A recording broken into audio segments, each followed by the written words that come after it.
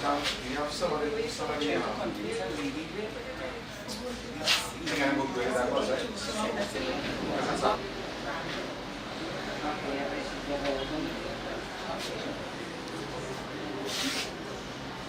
Where you disappear?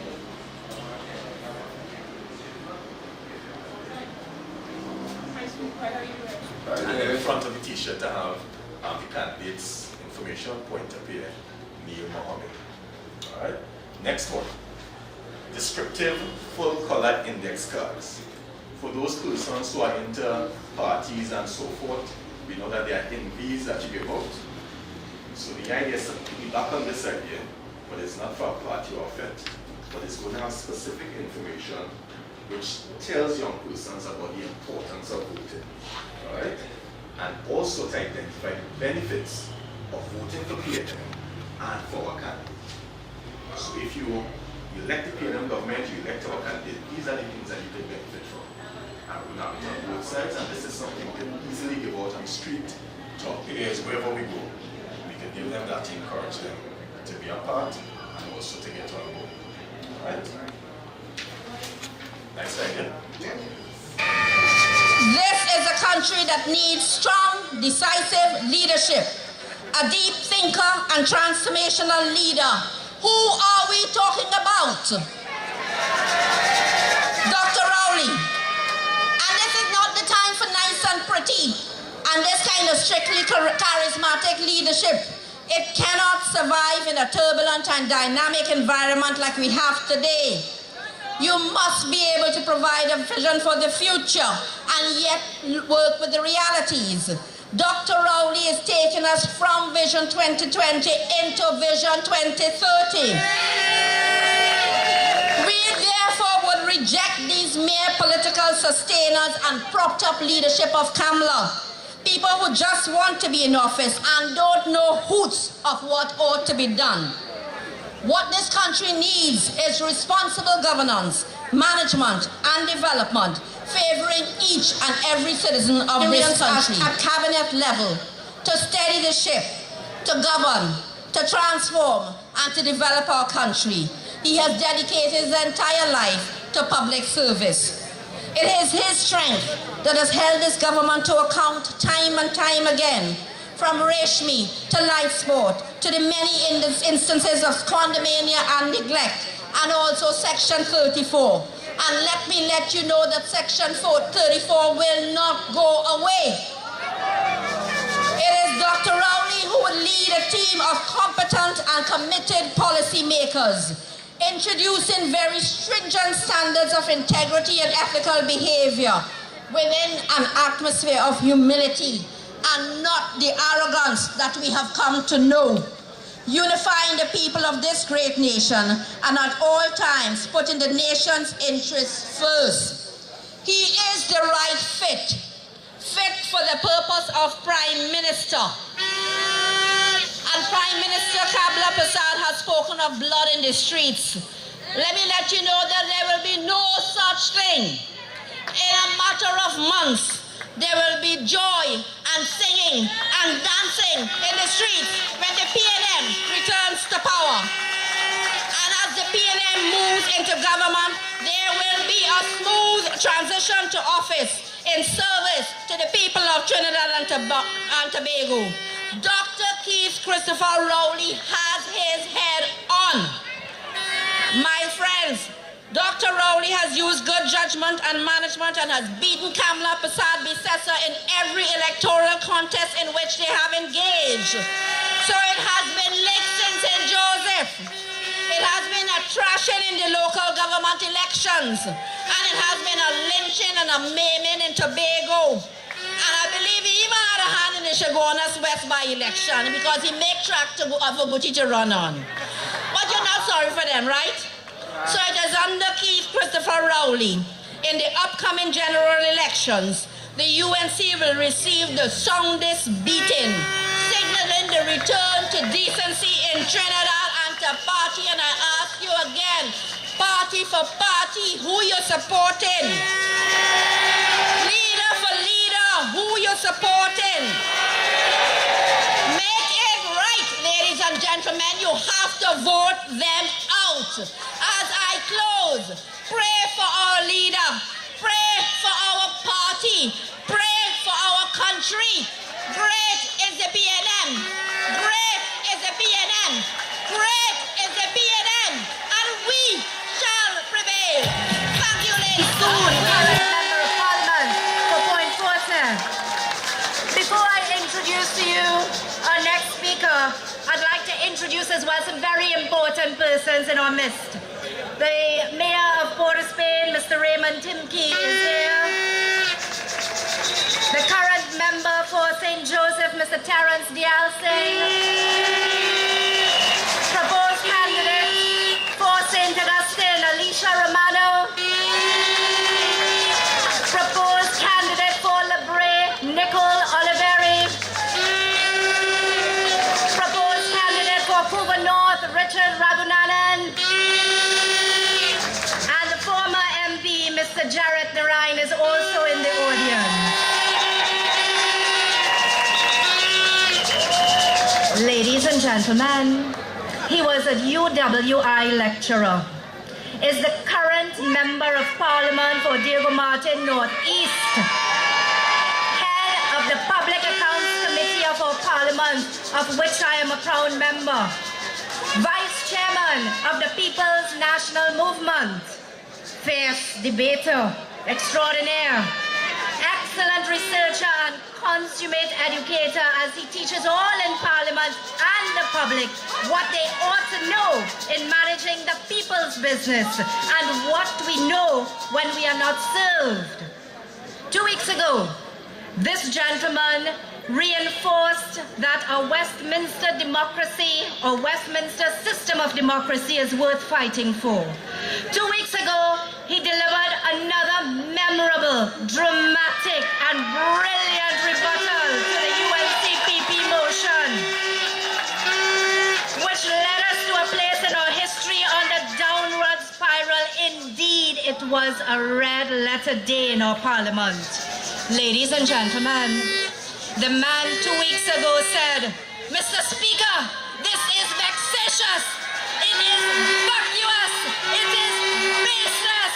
I am getting out of here. You can meet me on the outside. We're not staying here. Let us get out of here." I'm leaving now. We're getting out of here. Say what you want. Whatever you have to say. Whatever you have to say.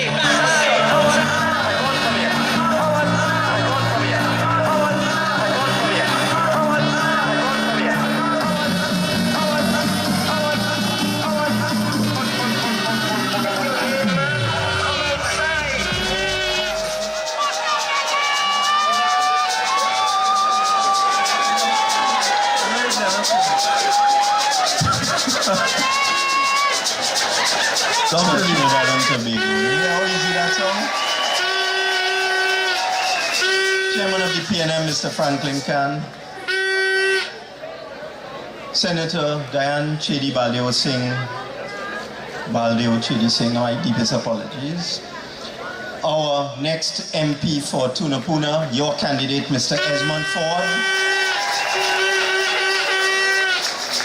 Our group of youthful, energetic, exciting, and talented candidates for the next general election, some of whom have been introduced to you tonight.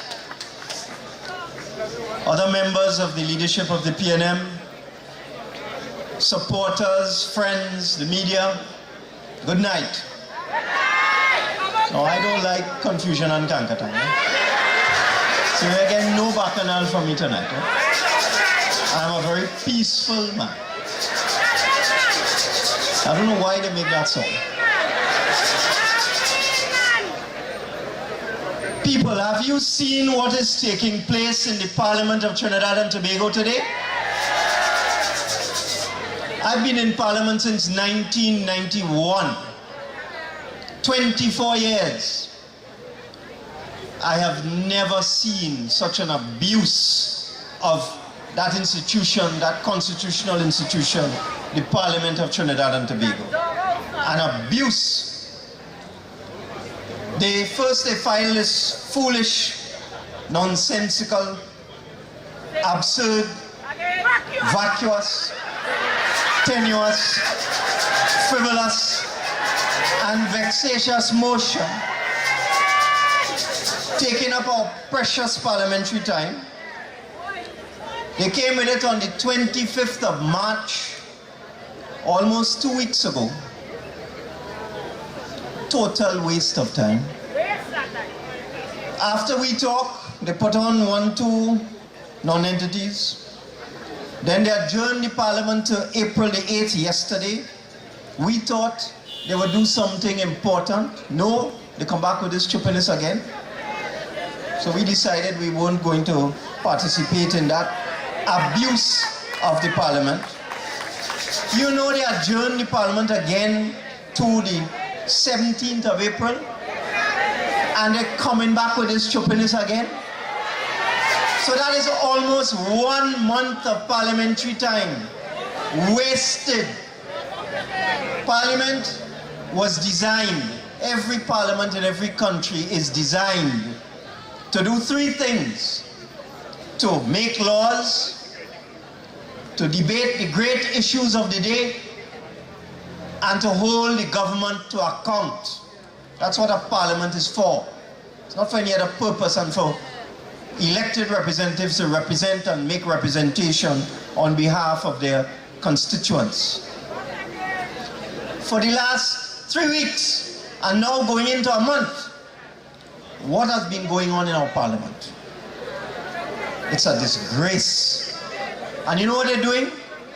They're using parliamentary privilege.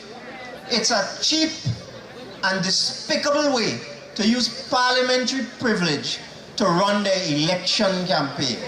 Because they're saying, that's why I tell them come outside. Because they're saying things inside that they don't dare say outside. So they put it on the parliamentary record, and the speaker is allowing them to do that. Put all of this nastiness on the parliamentary record, all of these lies and outrageous, despicable allegations. It is being allowed. They're putting this nastiness on the record so that it could be published in the media. That's all they're doing. They're afraid to come outside. That's why I call them cowards and I tell them come outside. Well, as long as they continue to waste the parliament's time and the people's time with that stupidness, we will have no part of it. We will come outside, and we are outside now. And we are afraid to talk. Not at all. So let them talk to themselves. Let them mumble and grumble to themselves and talk nonsense. They could go ahead. You know the Prime Minister raised that motion. You know she ain't talk yet? She gone. She gone to America. Yesterday we had the motion, she gone to America. It's her motion, you know. She bring this motion in Dr. Rowling and she gone. So let's talk about serious matters because it's a distraction. They want you to get vexed. They want you to lose focus. They want you to take your eyes off of them and to get confused with all this confusion and this nonsense. Well, we have no intention of doing that. We will hold them to account because there's too much going on in this country. There is too much slackness going on in this country. Just yesterday before we left, there were questions for answers by ministers. And one of the questions posed by the leader of the opposition was about that shameless giveaway of public property in Chagaramas. All you know what's going on down there? They're giving away land, black is white. Free sheet, friends and family and financiers. That's what's going on. And a question was put to Botawari. And it was asked, what procedure are you using to give away the people land? What procurement procedure are you using? He get up and he say, none. Actually say that, you know. He say, no procurement procedure. People just send in a letter and we look at it. And if it's looking good, we give them the land. That's what Botawari say. When I hear that, I get up and I ask him a supplementary question. I say, after all this old talk about procurement legislation, and you waste a whole 3 years and you bring new procurement legislation, after all that old talk, why are you not inviting competitive bids and using competitive tendering for the disposal of public property in Chagaramas? Now, 2 minutes before that, the man say, no procurement procedure. People just write a letter and they look at it, and if it look good, they give it to them. You know, when I ask him that, he get up and he say, yes, we invite competitive tenders. The man actually say that. So the man told an untruth in the space of 2 minutes.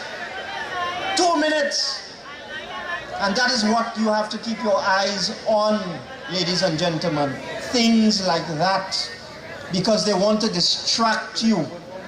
There is so much corruption going on within the government system, within the state enterprises.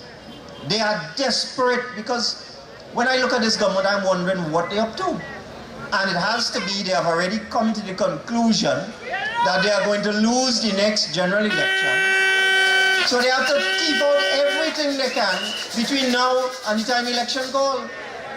And they have to create all of these distractions just to take your eyes off of it.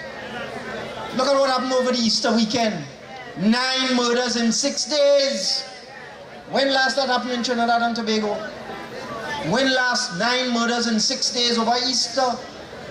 For the first 3 months of this year, 100 people have been murdered. If they continue like that, it will be another 400 for 2015. But they're not talking about that. You don't hear the Prime Minister talk about that. You don't hear the Minister of National Security talk about that. You know why? Because they want to confuse us with this cat and dog stupidness and this nonsense in this motion of no confidence. But we will make them talk about it.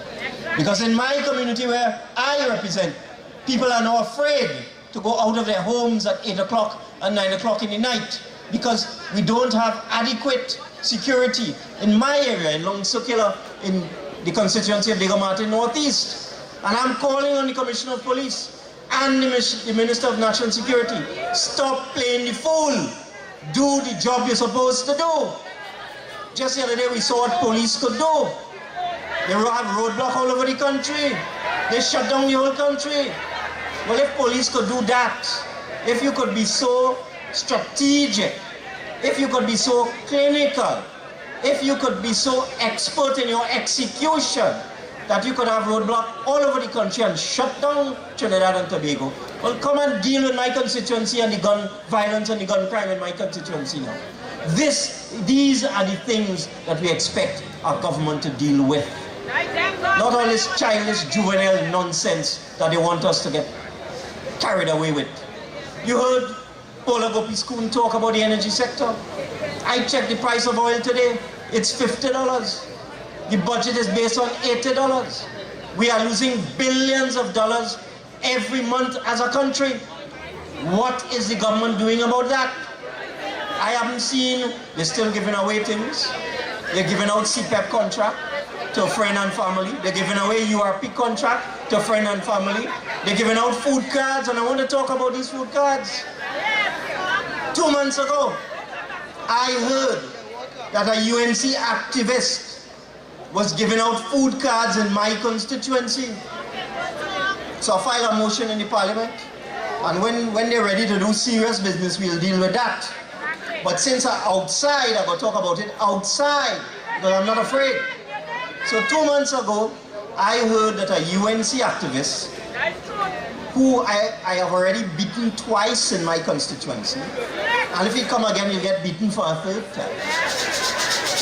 Hat-trick of licks is what he will get, was giving out food cards in my constituency. I want to know how we get them. I want to call on the police.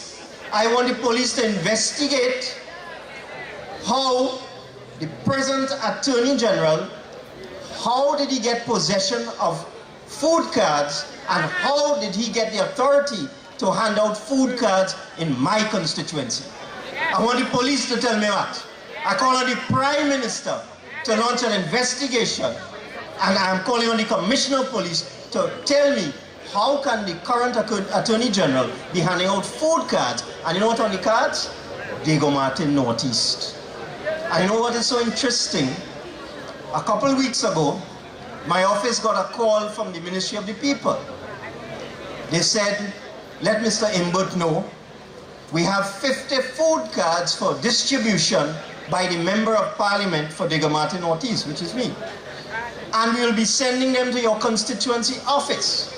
And we have some documents here. We want to record the name and the telephone number and the ID card number of everybody that you give it out to, make sure it's a needy case and so on. Well, I ain't vexed. I'm glad. But I said, when did this program start? They said January. So I said, what happened to my cards for January and February? Exactly. They don't know. They give me cards for March.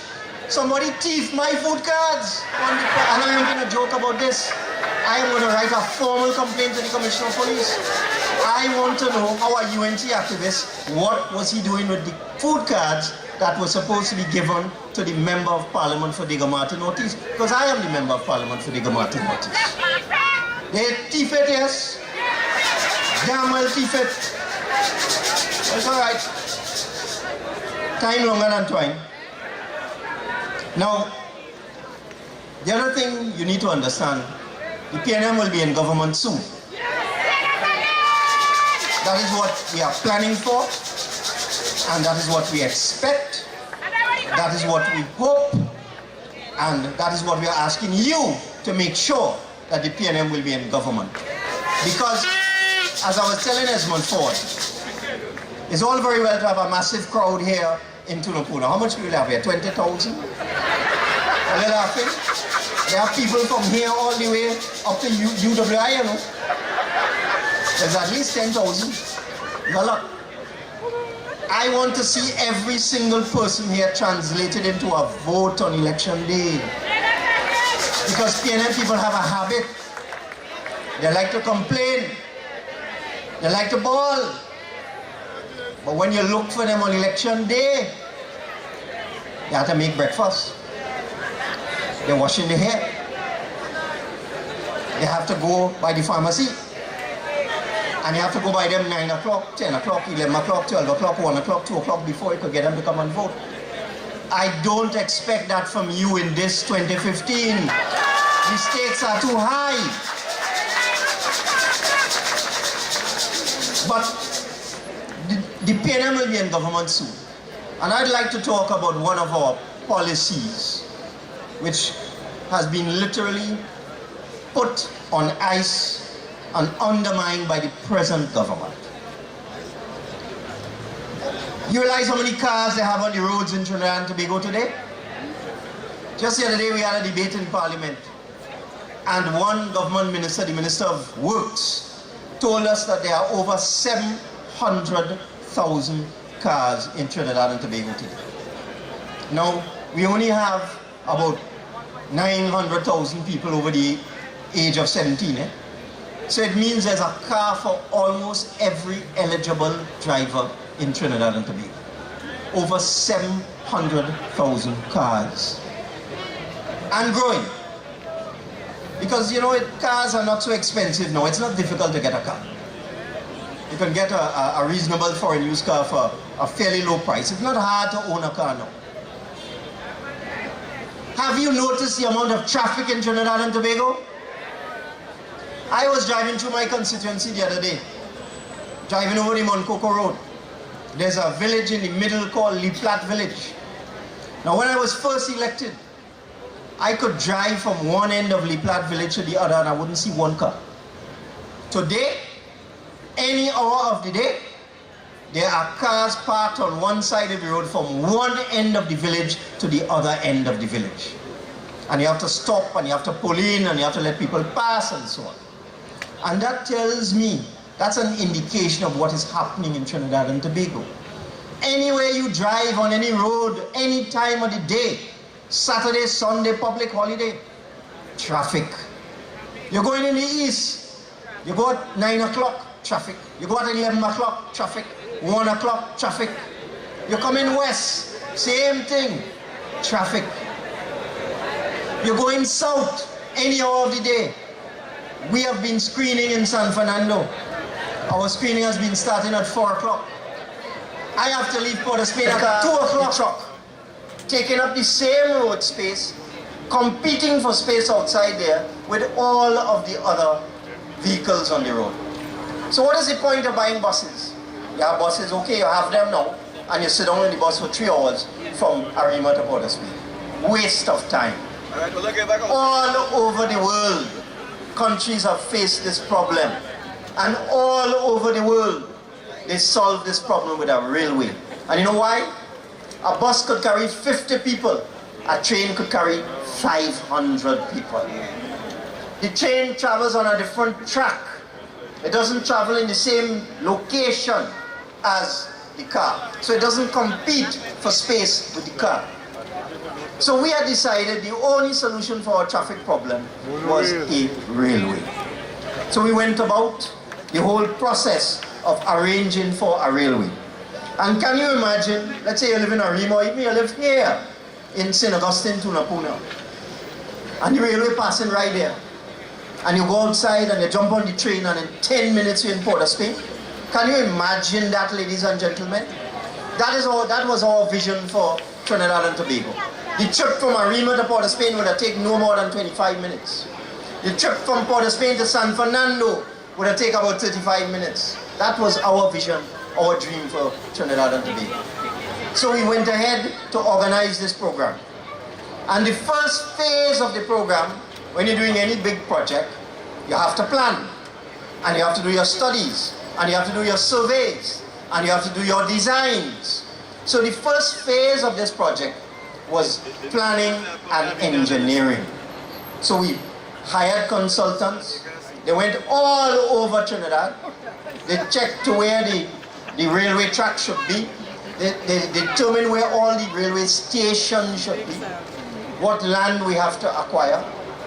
What it would cost. What kind of trains we should use. We are in fact coming up with double-decker trains that could carry 1,000 people. So the same train taking up the same space, but it's a double-decker, so it carrying, instead of carrying 500, carrying 1,000 people, which is equivalent to 20 buses, one train. So we looked at all of that, the type of train, the type of track, where the stations would be, what the stations would have in them, how much it would cost, whether we would use electricity to power the trains, or whether we would use diesel. Regrettably, a snap election was called. We went out of office, and this government has sat down on those plans and those designs for the last 5 years, and they've done absolutely nothing about your traffic problem. And I'm giving you an assurance here tonight that one of the first projects that the PNM will implement as soon as we get into office is a railway system from Port of Spain to Arima and from Tunapuna to San Fernando. And we'll do it in phases. We're not doing everything one time. We'll do from Port of Spain to Curep first, then from Curep maybe to Maloney, then from Maloney to Arima, from Curep to Shogunas, and so on. We ain't doing everything one time. But as we do it in phases and we open up each segment and you allow thousands of people to come off the road, leave their cars at home and travel in comfort, in air-conditioned comfort, getting into Port of Spain in 10, 15 minutes. One of the beauties about a train too, those of you who have ever traveled abroad in a train, you realize you sit down there, you have a table, you have a work area, children can do their homework, people can prepare for their work day and so on in the train, because these are how these trains are designed. That is what this PNM government promises you. We promise you that. And we are going to do adequate consultation with every other provider of public transportation in Trinidad and Tobago. We are going to make sure that the maxi taxis and the taxis are incorporated into this system, so they will feed people into the stations. So what we will be asking maxi taxis to do is to provide transportation for you from your home to the railway station, and then the train will take you into Port of Spain or Arima or San Fernando, as the case may be. And we're not making joke, we're doing that in year one. Year one, they have wasted 5 years. And now you're frustrated, you're tired. I don't like to drive anymore. When I get outside, I don't like to drive anymore, apart from the fact that the discipline on our roads are just broken down. People driving mad and crazy, and they do that because they're frustrated because of the traffic. So there'll be all sorts of benefits coming out of this plan. But I want to come back to something. You know, I have been asking questions in the parliament over the last 2 years, and they don't like to answer my questions. They run from them. I asked a question because I got information about the central bank. Over 1 year ago, I asked a question. How many people have been employed at the central bank since the new governor, who the UNC put into the central bank, has been appointed? Simple question.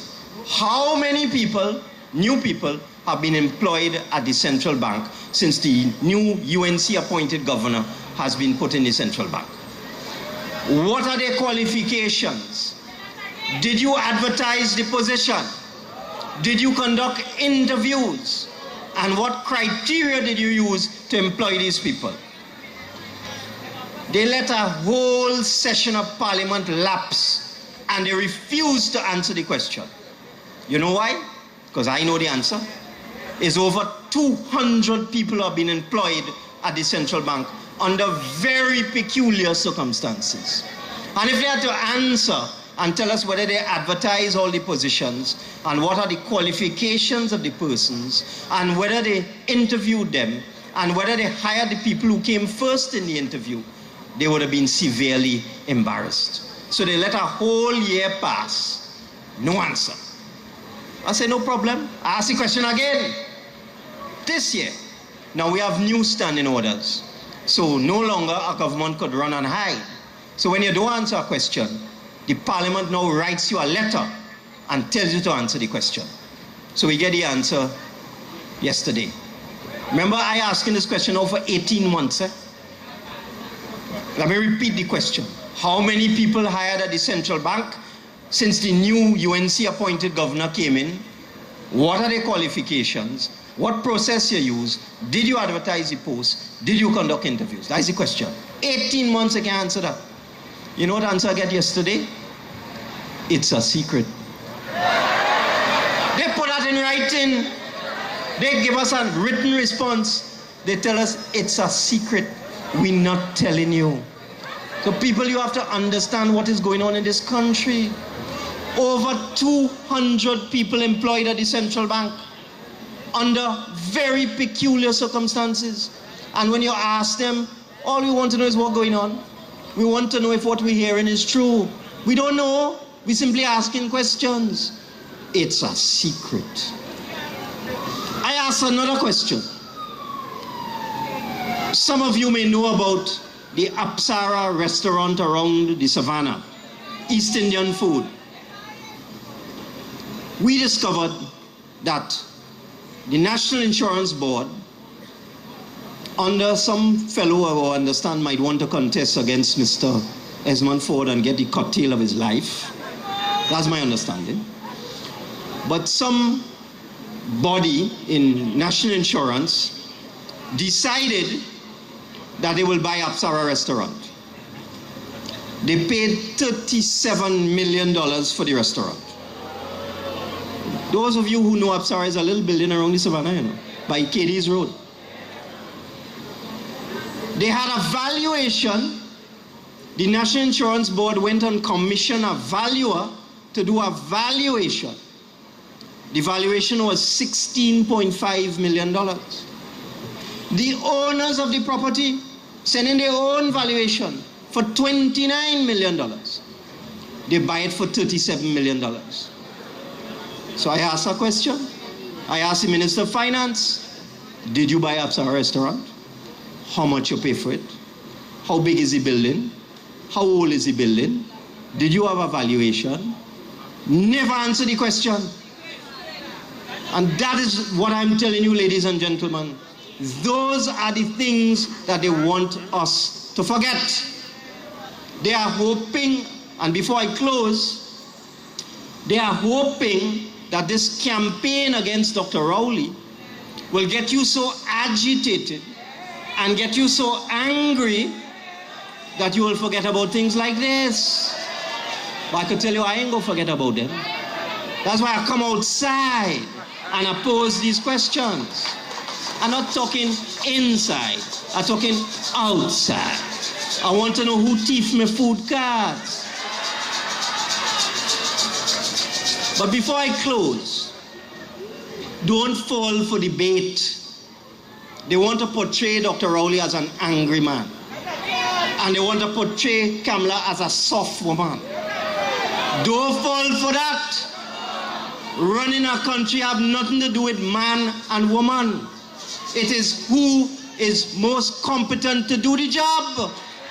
Don't fall for that. And don't get vexed. And don't let them get you angry, because who vex lost. Just focus on your party. From time to time, as I have announced tonight, that we intend to go full speed ahead with our railway system. Full speed ahead. And from time to time, we'll let you know what our plans are for other areas of the economy and other areas of the country and the society. You're going to hear about this on PNM platforms. That is what you want to focus on. And make sure that all of your friends, your family, your associates are registered. Because a lot of people are not registered.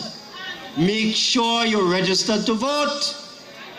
And especially in the marginal seats, like Tunapuna, it is very important that you are registered to vote.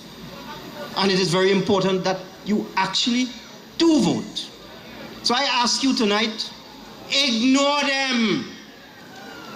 I wouldn't say ignore what. I will just say ignore them. Ignore them. Keep your focus on the People's National Movement. Keep your eyes on the prize. Get ready.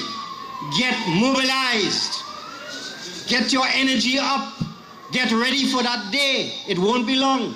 The parliament dissolves automatically in June. And they could run, but they can't hide.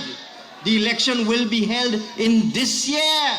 And once you do what you have to do, you will see how great is the People's National Movement.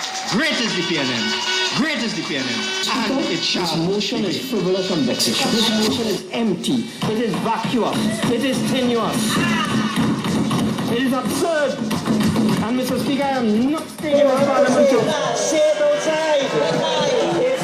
Mr. Speaker, if your name man, come outside. Don't stay inside. In reaffirming the greatness of our nation, we in the PNM understand that greatness is never a given. This great nation was built by the PNM, so we affirm this is PNM country, and we earned this recognition.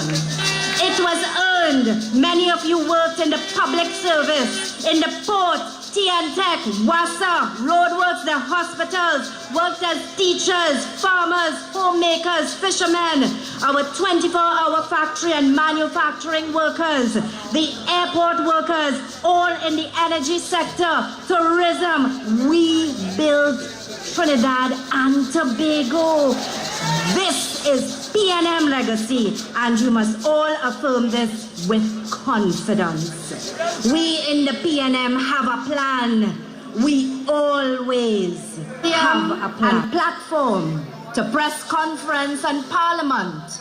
This leader of the PNM, the Honorable Dr. Keith Christopher Rowley, has been at the forefront of service to the people of Trinidad and Tobago.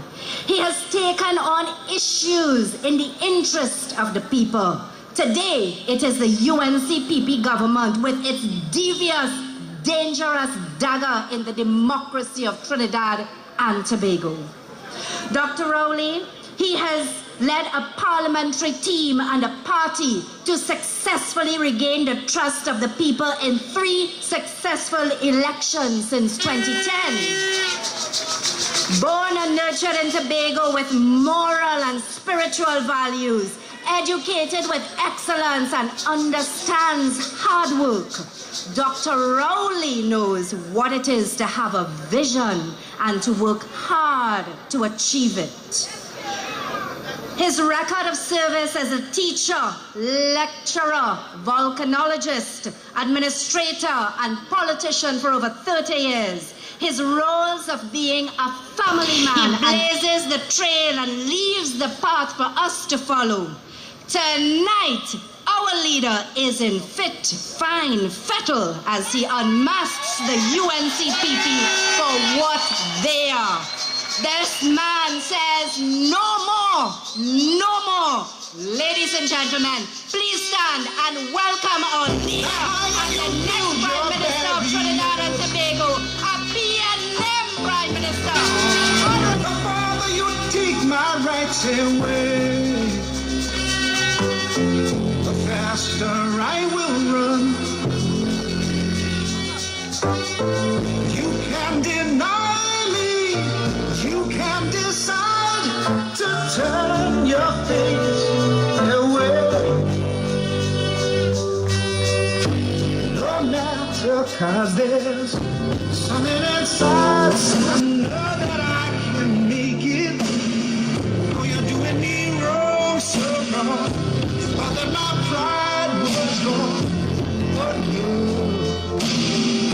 something inside so strong. Something inside so strong.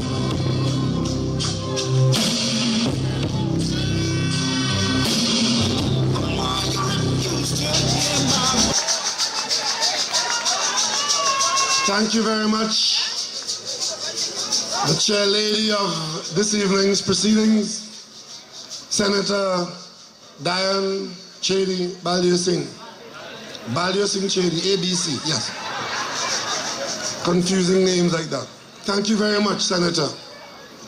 Party Chairman, Mr. Franklin Khan. Deputy Political Leader, Party and Elections, Mrs. Joan Yule Williams. Deputy Political Leader, Policy, Mr. Rohan Sinanan. My parliamentary colleague, Member of Parliament for Diego Martin Northeast, Mr. Colin Imbert. My parliamentary colleague, all the way from Point Fortin, Member of Parliament for Point Fortin, Mrs. Paula Gopi-Skoon. The next Member of Parliament for Tunapuna, Mr. Esmond Ford.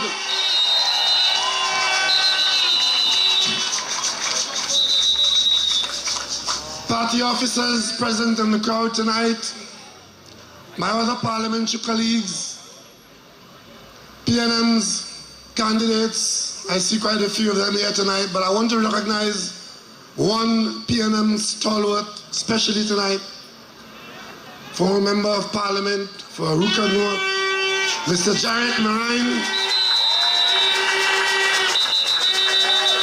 And if ever there was a PNM with a voice that you could never forget, it was Jarrett Marine. Welcome to our PNM meeting tonight. And I do see one or two faces from Diego Martin West. Thank you for coming out to this meeting tonight. But ladies and gentlemen, before I get into the public business of this evening's proceedings, I want to take this opportunity to thank all the people of Trinidad and Tobago who have stood with me and my family in the last week.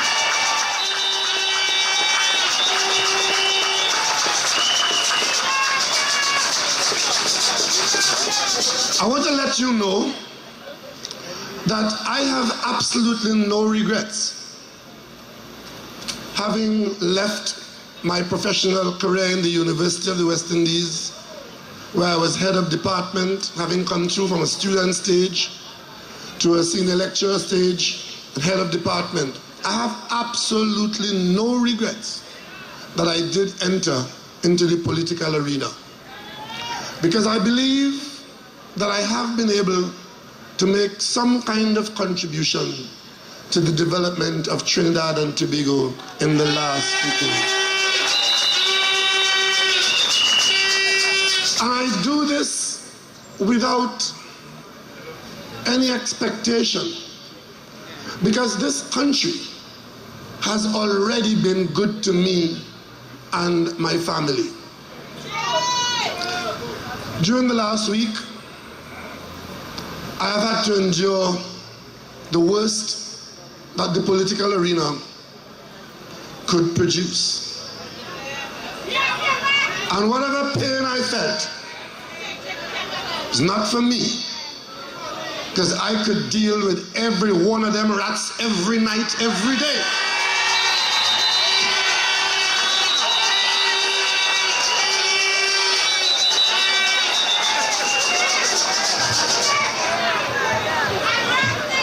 But you see, where I grew up and when I grew up in Mason Hall, there were some things that men didn't do.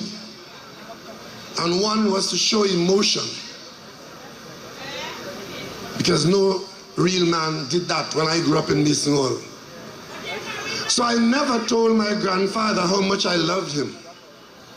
But God knows I love Joe Rowley.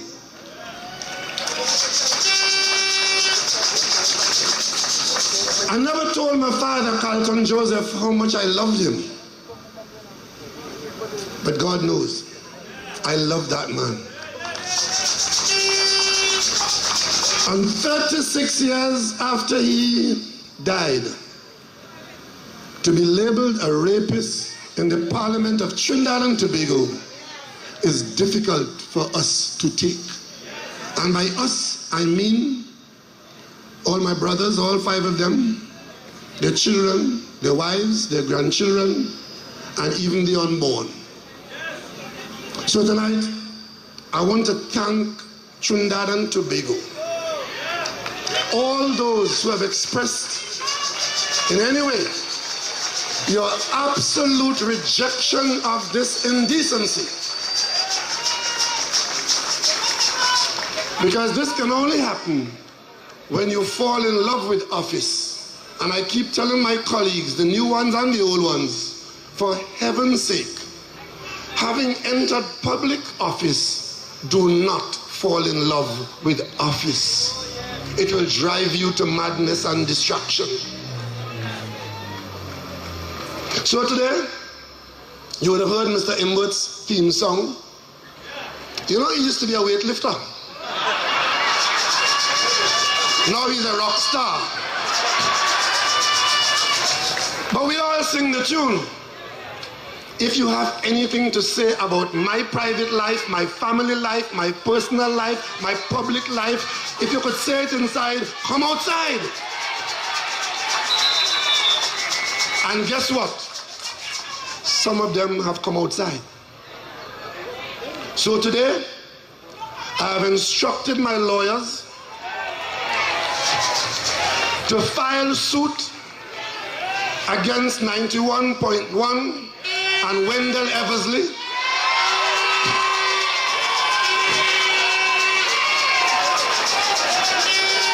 I have instructed my lawyers to file suit against Morgan Job and 102. I have instructed my lawyers to file suit against Gladiator and 91.9. And my lawyers, in the next few days, will be examining the publications and writings of Philip Alexander, and they already have instructions that if they find that I have been slandered, to sue Philip Alexander. And the reason why I'm doing this is not because I'm vengeful. It is because I want to protect the climate of the political arena in Trinidad and Tobago. All those who feel that if you can't contend with a man, then you dig up his dead father and his dead mother and make politics of it. If you have something to say, come and say it in an air-conditioned room in the Hall of Justice. And if you know I've done something wrong, I've demonstrated not once, not twice, but repeatedly, that because I am in public life, I have to account. Call a commission of inquiry, I appear. You have no commission of inquiry, I ask for one. And if you sue me, I appear in court. So I've also instructed my lawyers that as fast as they come, as long as they breach the law and slander or libel me, sue them and sue them again. I will do my discussions on my private life and my family life, not in the Parliament of Trinidad and Tobago. I'll do it in the courthouse of Trinidad and Tobago.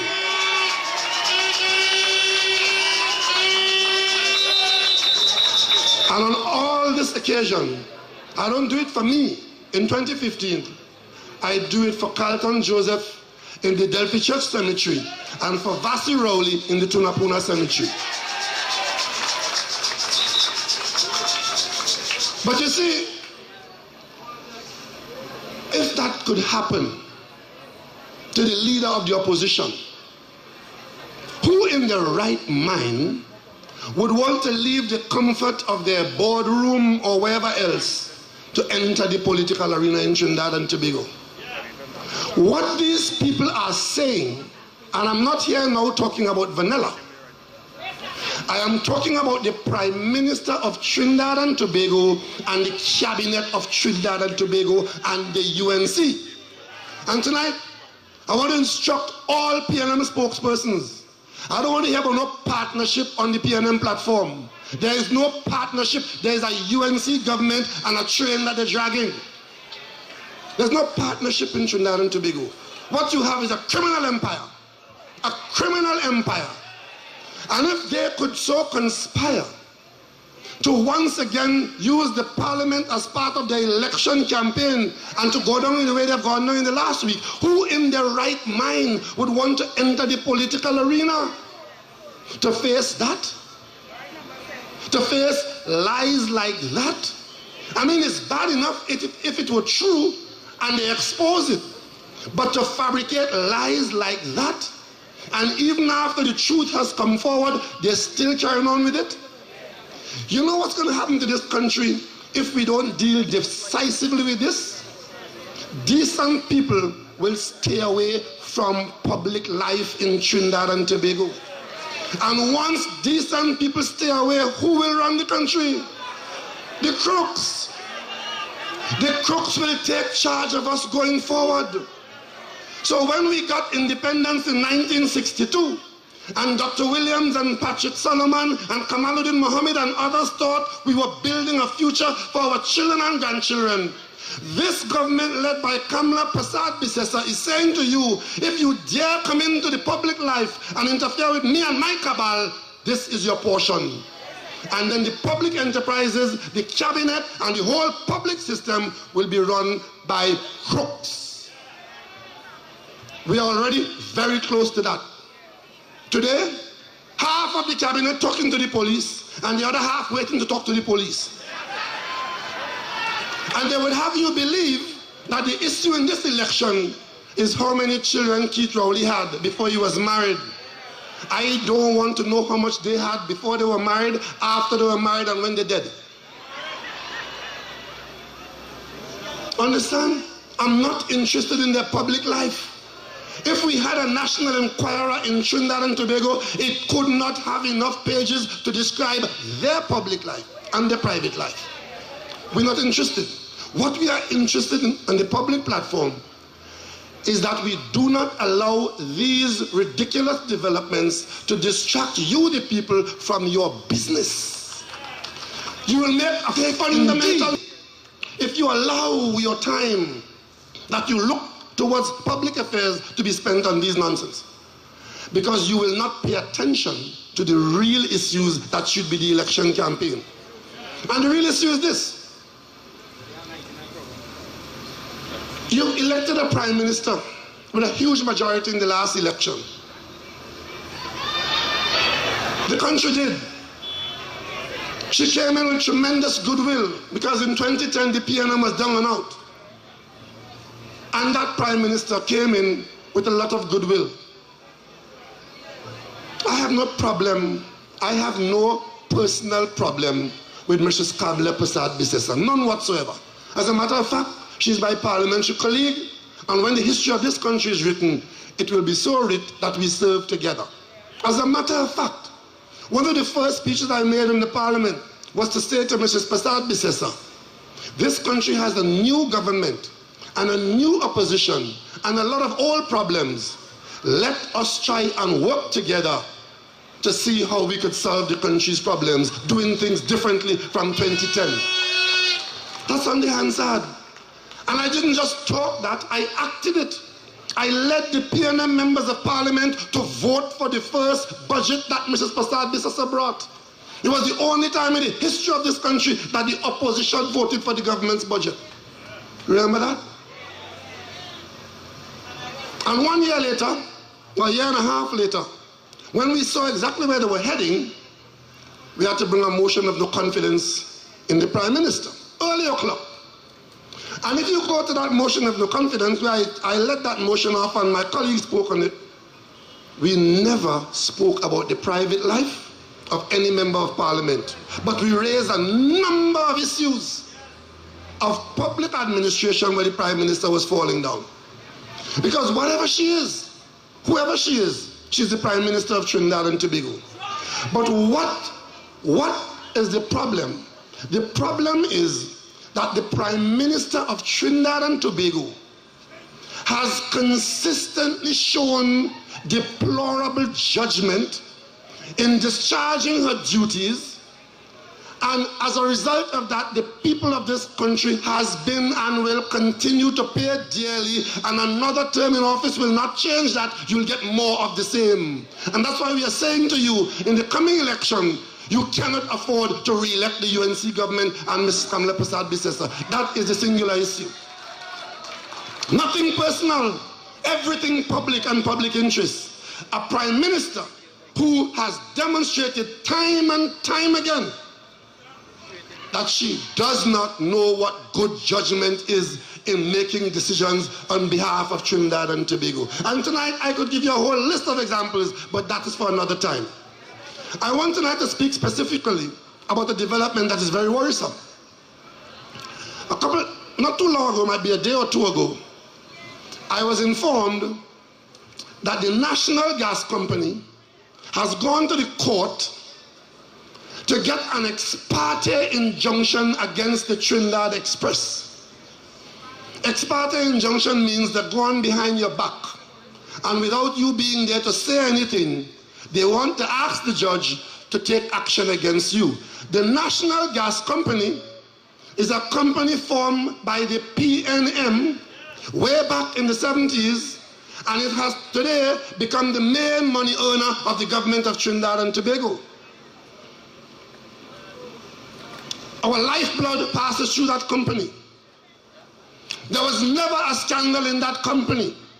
It has always been run by people of high standing and professionalism, and the company was always very well run. Some of you don't even know what goes on down there because no news is good news. The minute Mrs. Prasad Bisesa came into office, as she did in all the other state enterprises, she very carefully, when she eventually did it, having found the person she was looking for, staffed that company's board with people of questionable ilk. And the National Gas Company began to be derailed. That company normally holds within its accounts as much as $10 billion in cash. Earning that kind of money, $3 or $4 billion a year, and the government will take dividends as we see fit and go along the road. The minute this government came into office with the beady eyes, they saw that money in there. And they decided they're going to use it, they're going to waste it, they're going to thief it, or they're going to burn it. So the National Gas Company now suddenly, in 2015, found itself the subject of some of the most disturbing news in the local newspapers, where it has been shown that the auditors have been reporting on the carryings on of the hundreds of millions of dollars of your money not Mrs. Prasad Bissasa's money. Because all the way she behaves, you'll get the impression that she's giving you goodies from her pocket. It is your money, the people's money. And the people that put in the company have been spending it willy-nilly. There are a number of instances where they will go to a playground and get a bid for $200,000 or $200,000 worth of job to do a playing ground and a fence. But inside the company, that is $2 million. And that goes on around the country in UNC constituencies, largely. About 15 of those in our own constituency. And then in the chairman's office, they'll be awarding contracts left, right, and center to selected friends. You would have seen me in the parliament talking about 3 contracts in one day to some SIS sub-companies where the directors are SIS employees. One for 3 million, one for 5 million, one for 9 million to go and fix up little playgrounds around the country. That is how they're shoveling the money out of the treasury. But the auditors started picking up those things and reporting on them. The next thing we know is that the auditors have now been having to be worried about their lives because the story is now in the newspapers and the company removed the auditors and putting in new auditors of their choice and so on and so on. So the audit function in the company now falls under political control for political direction, and now the company has the gall to go to court to get an injunction against the Express, to tell the Express not to publish anything on the company. Tonight, I want to tell the Express that you owe this company, this country, a duty of care to ensure that the NGC does not succeed in shutting down the Express role in informing the people of this country what is going on in that country. And speaking from a PNM platform, it is this PNM, as the government of Trinidad and Tobago, that led the putting into the Constitution freedom of the press. And I'm calling on the Prime Minister of Trinidad and Tobago tonight to tell her friends in the NGC that where the Express is concerned, where the press is concerned, tell them to back off until the police reach. Using your taxpayers' money to pay lawyers hundreds of thousands of dollars to try to shut the Express up so you wouldn't know what's going on inside there. And in the meantime, while you're being denied that kind of information, and the Express must know and can print to inform you, they're bombarding you with all kinds of nonsense about government working for you and voices. The voice you want to hear is the Express telling you what is going on in the NGC, in CAL, and all the other state enterprises. Because without the PNM and the media, we would never have known, because we couldn't believe that a government could be as bad as this government. Couldn't believe that they could have been so bad. We knew they were bad, but we couldn't believe they were so bad. And in this country where in the Constitution we have entrenched in their press freedom, you have a government encouraging a state board to go for ex parte injunction to tell a newspaper you can't publish, and what documents you have to give it to us right now. But of course, they are afraid that the Express will tell you that their flagship process, that project, which they call the highway to Point 40, remember that one? That was supposed to be done within budget and within time by 2014. 2014 come and gone. 2015 is upon us. The election is a few months away, a few weeks or a few days away. The project is in deep trouble. You know why? Once again, the judgment of Mrs. Prasad Bisesa is being called into question. They embarked upon that project without proper financial arrangements in place. You would have heard us saying this over and over. They also embarked upon it with dubious procedures in place. And guess what? The news coming out of Brazil is that the contractor is now into bankruptcy proceedings. Bankruptcy proceedings, and guess for what? for paying bribes in Brazil. Well, if they were paying bribes in Brazil, I hope when they got to Trinidad, they were sons and daughters of Mother Teresa. Right now, I can tell you, the accounts office down there is without any local input. Only Brazilians inside there. Operating as a satellite to a bankrupt company in Brazil. And of course, the local contractors who've been working for them are now in great danger because they're not being paid. And they're hoping that this will remain silent until after election. So all of these distractions that they're generating is to keep the real issues away from you, because that is a $7 billion project. It is the largest project ever undertaken by the government of Trinidad and Tobago. It is in trouble right now. And eventually, as night follows day, it will fall to the PNM to pick up the pieces of that. They want to get past election day. So that these issues of their judgment, their mismanagement, their corruption, their incompetence, that does not form part of the election campaign. But that is the election campaign, and the PNM will make sure that that remains the election campaign.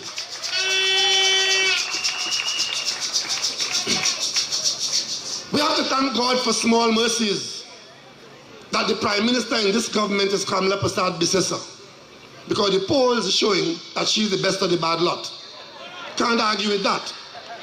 Could you imagine if Ram Logan was the Prime Minister? Or Ram Bachchan? Or Mooni Lal? Or Gopi Singh? Or Errol MacLeod? So we have to thank God for small mercies. Another nonsense is going on now, arising out of her judgment. It was the Prime Minister, once again, showing her poor judgment, selecting Anand Ramlogan as the Attorney General of Trinidad and Tobago. Anybody and everybody who knew Anand Ramlogan knew that that was a bad action. And from day one, he was bad then, he's bad now. The first thing we noticed when they came into office was that they were bumping up the budget for fees for private lawyers. Remember that? That was one of the first issues I raised with the Prime Minister and the Minister of Finance then. Why are you appropriating all of this money for the Attorney General? It was to investigate PNM corruption. Pick a whole set of lucky lawyers, call them his A-team. They were on the front page of the Newsday or the Express, I remember. Go and look at it. Today, they're no longer A-team, they're his M-team. Millionaires, multi-millionaires, paid by you, the taxpayers. So while you have been undergoing the recession and the depression, you have been paying millionaires out of the AG's office. And it went like this. $37 million in 2010. They bumped it up to $60 million first, then to $80 million, and then they spent $108 million in that fiscal year. I raised that matter in the Parliament not once but repeatedly.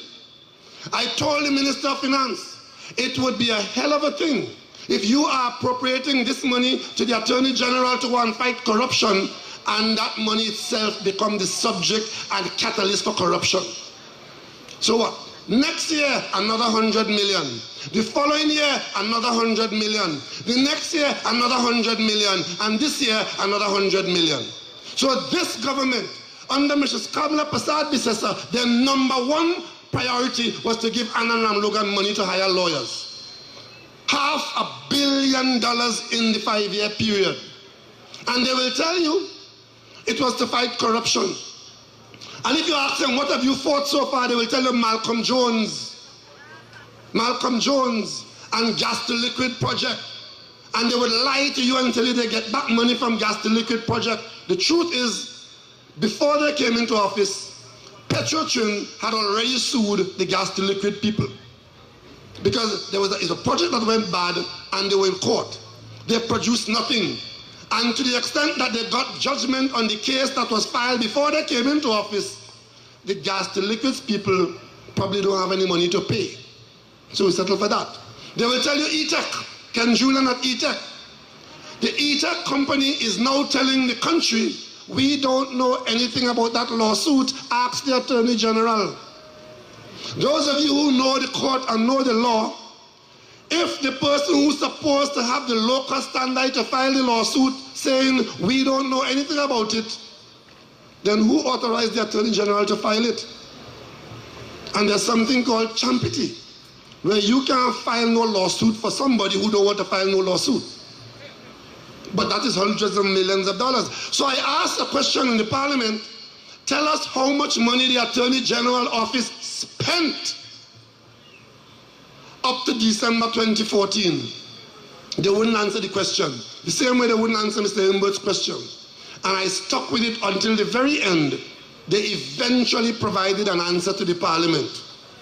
And the answer said that between their arrival in 2010 and December 2014, the Attorney General's office spent $343 million on private lawyers. A handful of private lawyers got that. Now that answer would have come to the Parliament from the Attorney General's office. They had 21 days to give us the answer from the books. Who have you paid? When did you pay them? How much you pay them? And the permanent secretary would have had the responsibility then of getting that information to give it to the minister, to give it to the Parliament. They eventually answered in the Parliament 3 months after the question was asked. And the shocking information shocked you, the people, and you started asking questions. All of a sudden, they're telling you the information that they gave to the Parliament is not the correct information. It has errors. And the new Attorney General, he gone back to the same permanent secretary so that the permanent secretary could check the permanent secretary's work, and he will now have a report that he is studying to determine what the correct figure is. But the Parliament of Trinidad and Tobago has already been informed that it is 343 million after they hide about a 30 or 40 million. Because if they can't show us where they spent and who they spent the 400 million on, another question arises: where is the money? You either have it in the ministry or you spent it. And since you want to lower the figure from 343 million, I want to ask you, what did you do with the money that the Minister of Finance gave you? Because the Ministry of Finance, every budget year, will present us with documents saying what the estimated money was and what the actual expenditure was. And we monitor that all the way, actual.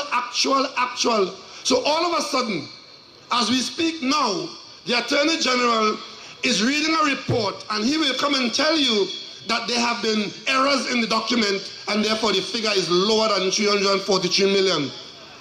And when he comes with that, I'm saying to him tonight, Mr. Attorney General, when you come with the lower figure, also come with the rest of the money that has not been accounted for. Because we now understand that you cannot believe anything they tell the Parliament. So you see, after this experience with this government, as we prepare to govern Trinidad and Tobago, one of the areas that we will make significant changes in is the whole question of the budgeting process. You would have seen us this year, after the budget was presented in the Parliament, we spent a few days going over line by line of the budget, picking up excesses here, picking up shortfalls here, getting questions there, getting answers there, and so on. But at the end of that process, nothing changed. The budget was passed exactly as it came to the Parliament, with all the warts and with all the mistakes. Tonight, we're saying to the people of Trinidad and Tobago that the new government of Trinidad and Tobago will embark upon a longer budgeting process and the preparatory aspect, which is now confined to the Ministry of Finance, will have a role inside the Parliament. So what eventually will come to the Parliament will be a budget that has been worked on and massaged by the Parliament before it is voted upon. And we'll make the necessary changes to the laws to allow that to happen. So budgeting will become an exercise which engages the Ministry of Finance and the relevant other ministries long before it comes to the Parliament. And the Parliament will have a significant role by way of oversight committee. What that will do, it will prevent this nonsense of the coming rushing towards the end, bringing you some random numbers and ramming it through the Parliament, and even when you show them where there are problems with it, nothing happens correctively. So to front load the budget process with proper examination will allow you to take out what is bad, put in what is good, and get a better budget statement and better numbers in the Parliament. And also, the absence of the Central Statistical Office is unpardonable. You cannot run a country without data. If you run a country without data, you are at the mercy of the political liars and their friends. I can show you two statements by the Minister of Energy. One saying that for 1 quarter, the production of oil is 81,000 barrels a day. Another statement by the same minister in a different place saying it's 85,000 barrels per day. Same period, same minister, but two different numbers. 4,000 barrels of oil different. I'm not accusing him of taking any of it home. I'm simply saying he just has the latitude to just throw numbers at us. And so is the Minister of Finance, so is the Central Bank Governor, because they are now making up the numbers. We will have to have a Central Statistical Office that stands independently, well-staffed, well-located, and staff that comes to work and issue documents on an ongoing basis. It's now almost 2 years that Mr. Imbert and I have not seen CSO data on the major aspects of governance in this country. Employment, GDP, all of these things not there available to you. So they are running the country by the seat of their pants, and you are having to take from them whatever they tell you. Now, we can do a whole lot better by simply making better choices. They're asking about policies and policies and policies, and they're asking the PNM, where's your policy? Well, Mr. Imbert just outlined the policy here of mass transportation. You know what they will say? Oh, that's a Manning plan that Rowley bring it back. It ain't no Manning plan. It was the PNM solution to a national problem. And the problem has not been touched for 5 years. In fact, they did worse. They did worse. There was one minister of this government who said that the engineering drawings were in boxes under his desk and he was using it as footstool. While you in the traffic jam, while you sleeping on the road to go to work in the morning, while you can't get home, a minister of this government was using the engineering drawings as footstool. And they will tell you it's racket rail because the PNM run racket. But they spend $343 million in lawyers, and they can't point one finger at one PNM minister, one PNM person who was engaged in any racket. And they will tell you that it's a bad policy. But you know, when they got into office, very quietly and very secretly, when they thought they had made a deal, they invited proposals from contractors to build a rail system from Port of Spain to Arima. The same thing that they were condemning under the PNM, they tried to do it. But they have not been able to make one iota of progress. Because when it was pointed out to them, what are you doing? Isn't this the same thing that you have criticized? They take shame and dump the project. In the meantime, the streets become more and more clogged. So up to now, in Trinidad and Tobago, they cannot tell you there's a policy in place, a program in place, or any attention to tell you, the traveler, which month, which year this traffic problem will be solved. So the PNM makes that a centerpiece of our policy for 2015 going forward, that we will embark upon a solution to the traffic problem of Trinidad and Tobago with a mass transit system. And we're not going to go there and just pick up boxes and start working on them.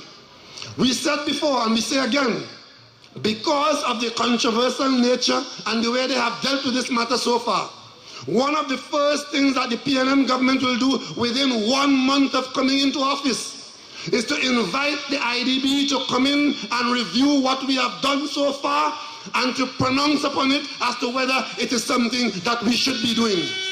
And once the IDB says yes, we will then ask the IDB to provide the funding for that program, and we will build that piece of infrastructure in Trinidad and Tobago.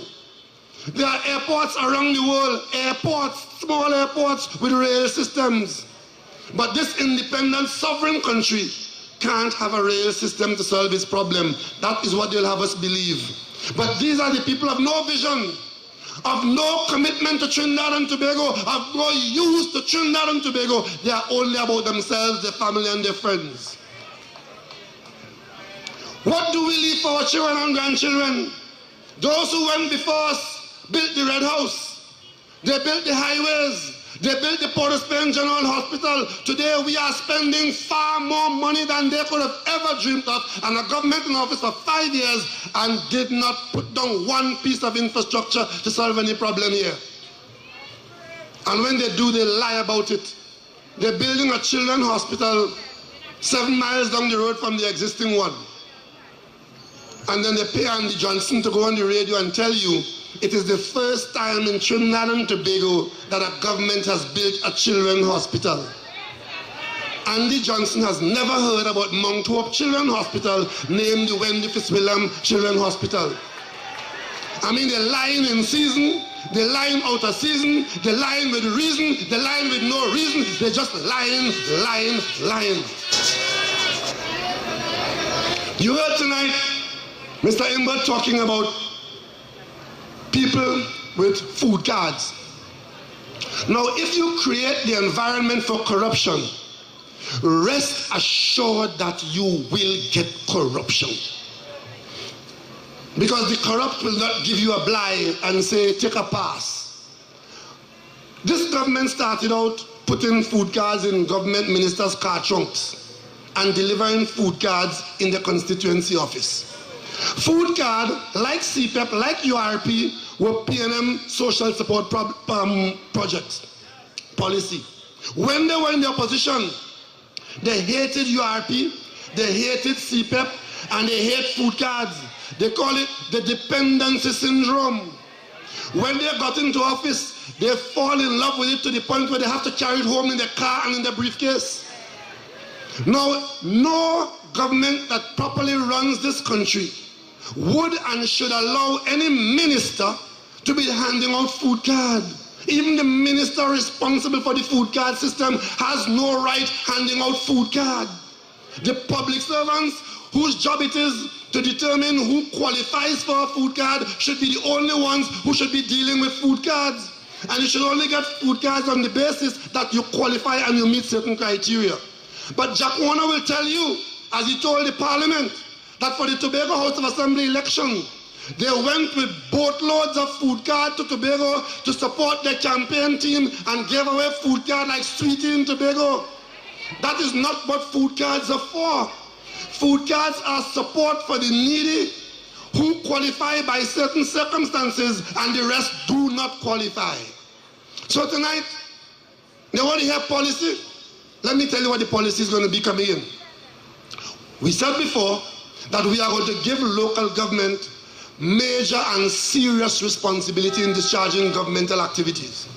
One of the major responsibilities that will go to the local government system is handling the social support system in Trinidad and Tobago.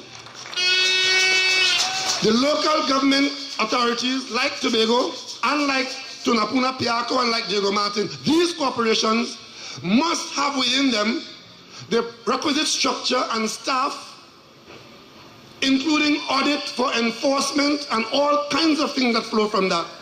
And they will determine who within their boundaries qualify by way of the criteria set by the central government. And the allocation for supporting those persons will be made available to the local government body, who will then direct those to the people involved. And then it will have absolutely no opportunity for any minister to come into any corporation with any food card in his or her pocket to be distributed from his car of his constituency office. Civilized people don't operate like that. It is a shame and disgrace in this country that the country's managers could be so base. You know, a couple of days ago, I wasn't believing what I was seeing. So I called a friend. I said, look on page 14 of the Newsday and tell me if you're seeing what I'm seeing. And the person turned the page and said, isn't that Minister Lincoln Douglas, former Minister Colin Partap, chairman of a corporation, and about 3 or 4 councillors in a photo opportunity with some unfortunate person who the minister was giving a food card to? So here is this person falling on hard times, a woman falling on hard times, and let's say she qualifies for a food card to get something to eat. She has to debase herself by standing up in front of a camera with 2 ministers and a corporation chairman and others, so they could tell the whole country you're getting a food card. Government money, taxpayers' money that put there for people, they decide you can't get it unless you stand up there and embarrass yourself getting a food card. I say to you tonight, after the next election, if you see any minister handing out any food card, you call me, and that is an ex-minister.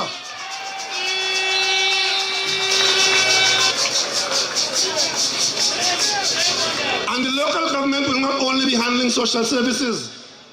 If we have proper responsibility allocated to local government, they will handle major maintenance work. They will handle more of the infrastructure, and they'll be responsible for parks and recreational facilities, and we'll have a park system where we will have employment created to ensure that there are proper recreational areas within the corporation. Some of those corporations have the opportunity for serious reforestation so as to have flood abatement, because you spend $50 or $100 million on flood cleanup every year. If you spend $10 million planting back the hillsides and keeping the drains clean, you won't have to be handling that flood cleanup year after year after year. And the money you spend on CPEP and URP, you can put them there to plant and to protect that forest until it grows and becomes what it can be. And some of it can be commercial. So the first thing we'll do to get that going is to build and operate through the Forestry Division a major nursery where you get the seedlings sorted, planted at the nursery, and then distributed to the various corporations as part of this program. And if each corporation as falls under this bracket plants 100 acres or 50 acres of land in this after 10 or 15 years, what do we have in the country? Serious biodiversity, and we may have lumber in some cases. Today we're harvesting teak. Every year they're fighting and scrambling over teak in the government teak. How did that teak get there? Past PNM government planted those teak fields year after year after year. And today we have a resource that we can continue harvesting. It's the best money ever spent by the people of Trinidad and Tobago. So why did we stop? Why can't we do it now? It calls for a return to what works. It calls for a commitment to Trinidad and Tobago. That commitment you get from this platform in this PNM 2015 and beyond. You know, I just told you a while ago about the Express, where the National Gas Company has gone to court and is in the court trying to stop the Express from publishing what they know about what's going on in the NGC. That is in keeping with this government style. As opposition leader, it falls to me to do what the Express does. Sometimes the Express or other papers will hear from me, and sometimes I will hear from the media what is going on and so on. Because between the opposition and the media, that's where you'll hear what's going on in the country. But in my case as opposition leader, the job carries a duty to engage the government and to inform you. Having done so, I'm now in the court carried there by the Attorney General, Anand Ramlogan, former Attorney General, Anand Ramlogan, who started out suing me. And when I raised the matter, is it proper for the Attorney General to sue the opposition leader who is raising as a matter of duty matters that make the government uncomfortable? He then said, I'm suing him in my private capacity. But it's the same lawyers that the government hiring in the $100 million program, they're suing me, so the lawsuits are filed against Anand Ramlogan against Keith Rowley. I'm saying to you tonight, I'm defending all those lawsuits.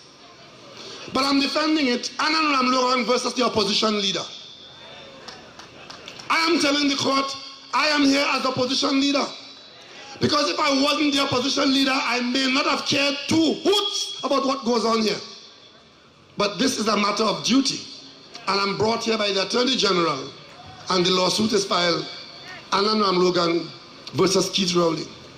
So, I spoke about how he handled and mishandled the extradition matter. That is one lawsuit. That is the same matter which David West is now being pilloried for left, right, and center because he's a witness in the matter in the court to talk about what happened with the extradition of Ishan Steve and so on and so on and so on. That is one. I'm in the court because I talked and I warned about the legal fees that I just spoke about. That is another matter. Because I said he was feathering the nest of his friends. And he said to me publicly, who do you want me to give it to? My enemies? But he still sued me. I'm in court with that. I made an issue of the fact that the cabinet illegally appointed the head of the FIU. And I had to fight and threaten the Public Service Commission, telling the Public Service Commission that the law that we passed in the Parliament specifically spells out that the head of the FIU must be appointed by the Public Service Commission. Interestingly enough, the Public Service Commission then took the position that they will make an appointment if they are allowed to make one.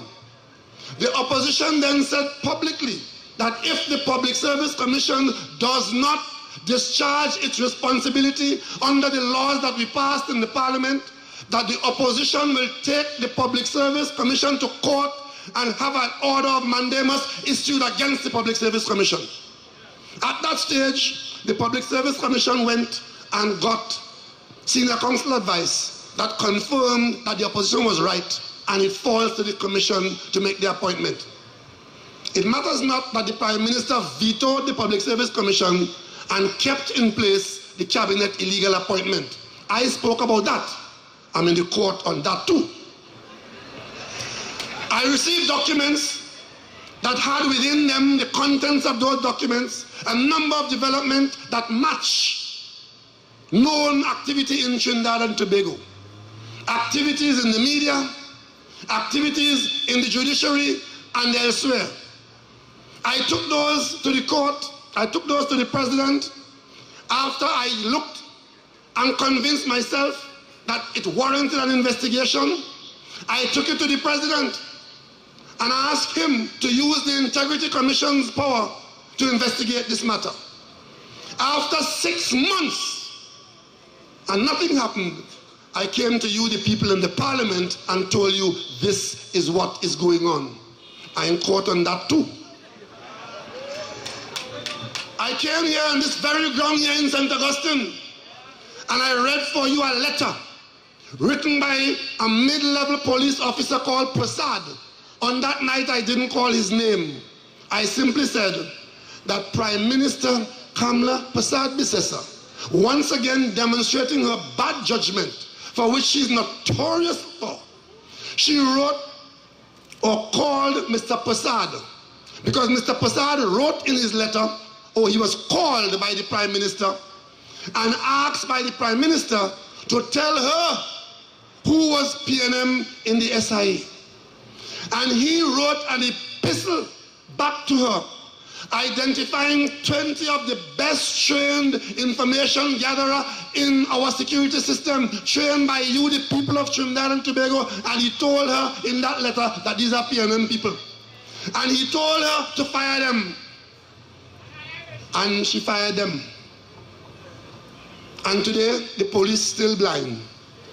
The police still don't know what's going on. Because the people who have been trained to gather information, to feed into sort, she fired them. When I told that the night, I didn't call Mr. Prasad's name. The next day, Prasad come out and call his own name.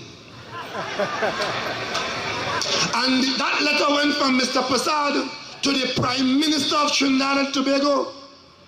Didn't go to the Commissioner of Police, you know. Went to the Prime Minister. So we have a Prime Minister who left the office of Prime Minister, went down inside the police service to get information from Mr. Prasad as to who is PNM, even though the country's constitution says that you are allowed freedom of association. Violate the rights of these people, even if they were PNM. Damage the country's ability to fight crime and maintain the cronyism of the cabal that is destroying this country. You know what? He sent me pre-action protocol too. But when he got a response from Ramesh Maharaj, up to this day I have not heard from Mr. Prasad. Because I indicated to him publicly in point 14 that the first witness I intend to call is one Kamla Prasad Bisesa. I have not heard from him since. And of course I told you that the wastage that is taking place in this country, the rampant corruption authorized by the cabinet in this country, once you change that, that is a major change of policy. And you start with the right people. What we have in office now are people who have demonstrated no commitment to rooting out corruption, and the cabinet had become a facilitator of wrongdoing.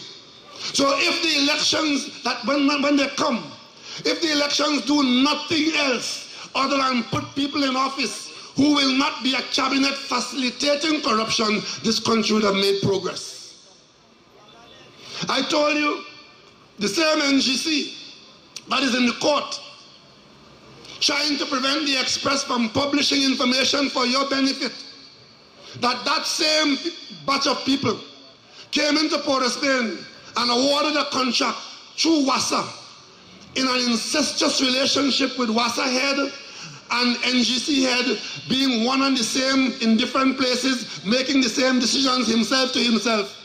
And they awarded a contract $400 million more than it could have been done for. $400 million more. I want the people of Trinidad and Tobago to reflect on that. Cleaning wastewater, not even a major exercise. Cleaning wastewater to become industrial grade water. And they paid $400 million more than it could have been done for, because the two contractors who qualified to do it in the first envelope for qualification, when they opened the second envelope on price, they gave it to the higher contractor, the one that built the Prime Minister's house. The one that built the Prime Minister's house. And when I asked in the Parliament, why did you do that? This was a matter involving the Minister of Water and the Minister of Energy under their portfolio. On the day that that matter came to the Parliament for debate, none of those ministers were in the Parliament. Ask the Prime Minister today, how could that have happened?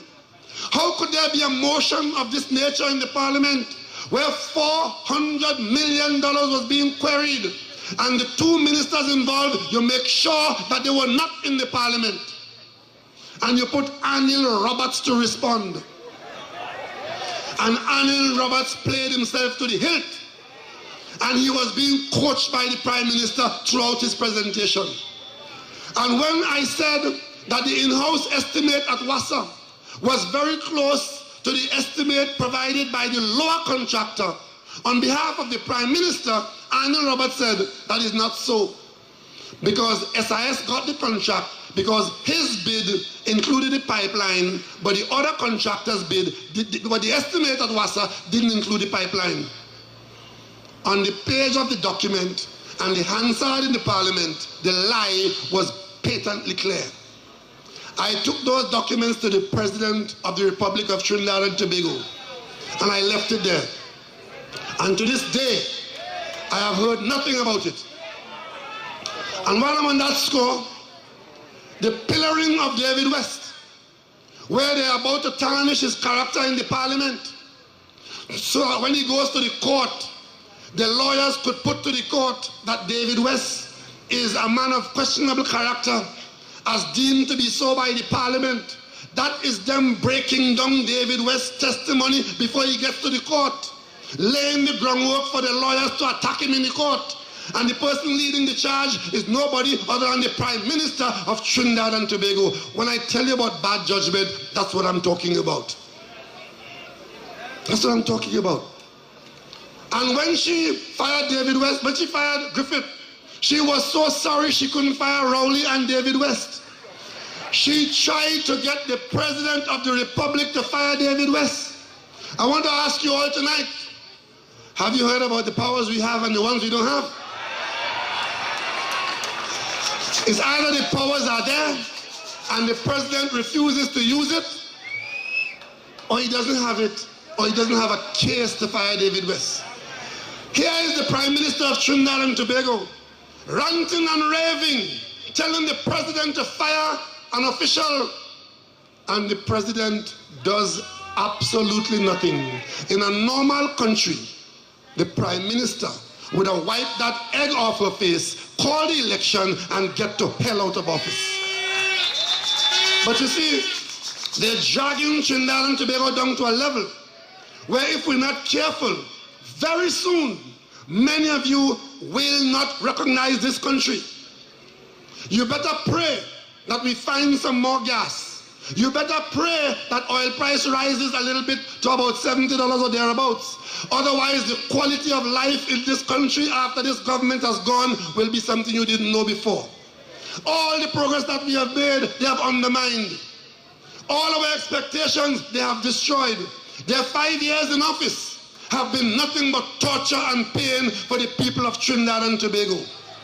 And now, after they have done that, after they have spent the 5 years in office and spent or authorized $400 billion of expenditure, and they come face to face with the population in a general election, they want to tell you that the issue in the general election is Keith Rowley, his son, Carlton Joseph, and Vasi Rowley. So let's talk about Rowley, and it's all about Rowley. But let me tell you all something. My job, before I came into politics, was in science at the university. I did not countenance false papers and did not issue false papers to anybody.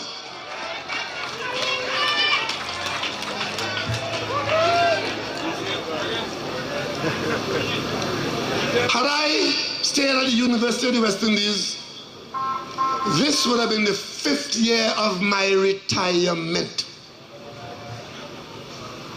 I'm doing public service. And if you all want to put God out your thoughts and re-elect Kamla Prasad Bisesa to continue what they're doing and what they have done, and you want to retire me, thank you very much. I'm doing public service. I've made myself available to the PNM to lead the party. And from the day I did that, that was an application to serve as Prime Minister in Trinidad and Tobago.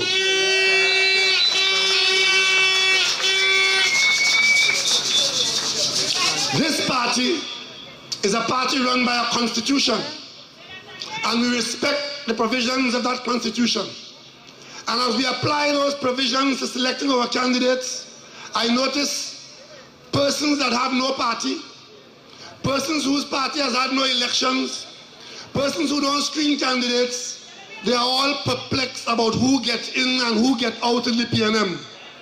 My advice to all of them is to look at the PNM's constitution, look at the PNM's longevity, look at the PNM's love for Trinidad and Tobago and for democracy, and stay out of PNM business.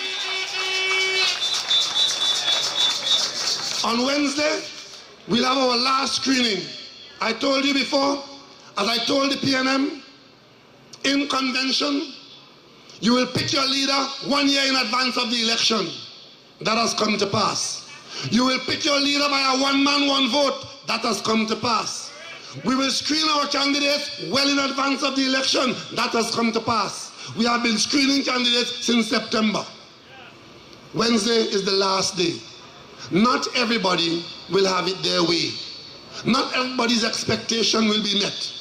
But we will select 41 candidates in which this country and this party can be proud.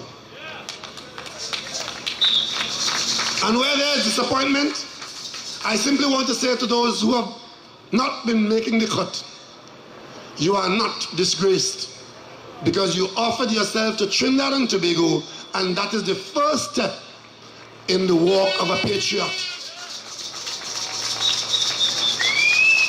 And inside the parliament is not the only place that you can serve the party and the country. So all those who feel they can create disturbance in the PNM, keep trying. Keep trying until the election day is come.